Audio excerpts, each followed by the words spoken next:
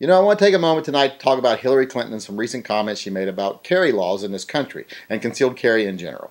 She said that our concealed carry laws and the way we look at gun rights right now is really out of balance in this country. And it's getting to where too many people are having concealed carry licenses. That there's just too many people out there, common people, just walking around legally with handguns. And they're getting this idea in their head that they can carry whenever they want, wherever they want.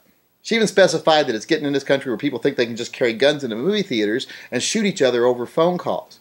Well, let's not forget that that little incident you're referencing, that wasn't one of the untrained, untrustworthy, unwashed, licensed masses that did that. That was one of your approved, trained elites, your elites. That was a police officer that did that. So let's not try to blame that on the common person.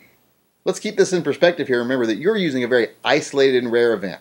Violent crime rates among people that are licensed to carry firearms or carry a firearm because of their profession is almost non-existent. And you're using that almost non-existent occurrence to justify your attack on a basic constitutional right.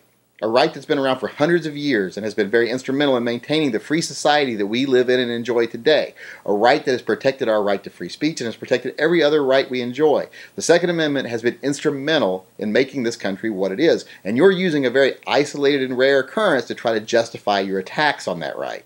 And that's just wrong, especially when you consider that even though people are carrying more guns, concealed carry permits are going up, people owning guns are going up, crime is still going down. Violent crime is dropping. So there's no correlation in your logic there. It doesn't make any sense. You're obviously just pandering to your base. Then she even went a little further and said that this is the kind of thing we see happening in countries that don't have the rule of law. This is what we see, like, basically, I guess she's referring to these third world countries or violence-torn countries, and she's like, this is what we see there. Everyone has guns and things just get out of hand. That's not what we see at all. That's the most ridiculous thing I've ever heard. That is just blatant dishonesty. In these countries where they have these high violence rates, these people don't all have guns. These citizens aren't able to protect themselves. These citizens are left in the street to defend themselves against government troops that are gunning them down like dogs with nothing but rocks and Molotov cocktails.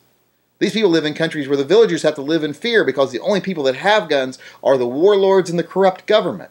These people don't all have guns. It's the most ridiculous thing I ever heard. It's just blatant dishonesty. The very fact that we don't have those things happening in this country and that we have the guns shows that the guns aren't the problem. We don't have those issues they have. We don't have states warring with states. We don't have religious factions warring with other religion factions. That's not happening here because the problem's not the guns. Those countries don't have the guns and they have those problems. We have the guns and we don't have those problems. So you can't say those problems are because of the guns. And the reason that we don't have those problems is because we live in a country where a long time ago we decided we were going to band together as a group of people, as a nation united, and we were going to do what's right for our population. We're going to deal with the real problems. We're going to give every person a chance for an education. We're going to give people a chance to prosper, a chance for the pursuit of happiness. We're going to give everybody a right to say what they think, to say what they feel, to act on their own freedoms and to act on their own happiness. And that's why we don't have those problems in this country, because we live in a country where we do what we think is right for the betterment of all people. For society as a whole. We treat the real problems. We don't scapegoat guns. Now, we have been getting a little bit away from that in past years, but if we want to stop that, we don't demonize guns. We deal with the real issues again. We give everybody a chance to have a decent education if they want one. We give people a chance to prosper if they want to prosper. We give people a chance to pursue happiness. We give them the opportunity if they choose to do so. Now, there's always going to be some people that don't want to do anything. Now, there's nothing we can ever do about that. We can't make everybody 100% happy, but we can give everybody that wants to prosper the chance to prosper. And we, as a collective group, as the citizens of this country, we can do what's right for people that have a hard time. We can give people temporary help when they have hard times. We can do things like that. That's why we don't have these problems, because we deal with real issues. We don't demonize objects. Basically what it boils down to is everything you said was lies. Trying to demonize an inanimate object so you can justify your own attacks on a right that you don't think people should have. So if you want to attack our rights, that's fine. But be honest about it. I know it's hard for you as a politician to tell the truth, but tell the truth. I would respect you more if you told me, hey, I just don't trust people with guns. I could almost see your point. I can be like, yeah, I wouldn't trust most people to mow my lawn, much less with, to have a gun in front of me. But I don't get to make that decision because I don't live in a country where I get to decide for everybody else what's good for them or what they're capable of doing. Those people get to do what they're capable of doing until they prove they're not capable of it. Then if they commit a crime, they go to jail. I don't get to sit in judgment on people.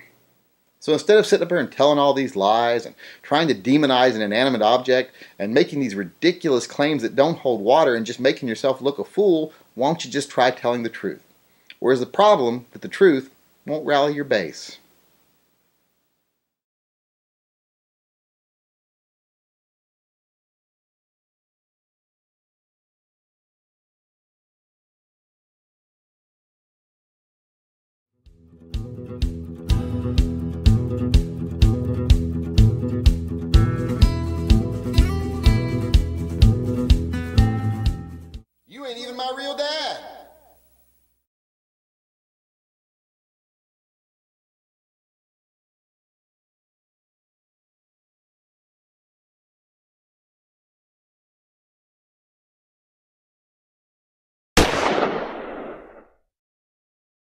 That really rare thing to verify, that rare thing to justify your desire to, something that is instrumental in our maintaining the society, what we want to do. The Second Amendment is very instrumental in that. The Second Amendment is can't talk. First off, I want to point out, it wasn't one of the unwashed, untrustworthy. What am I going to say here?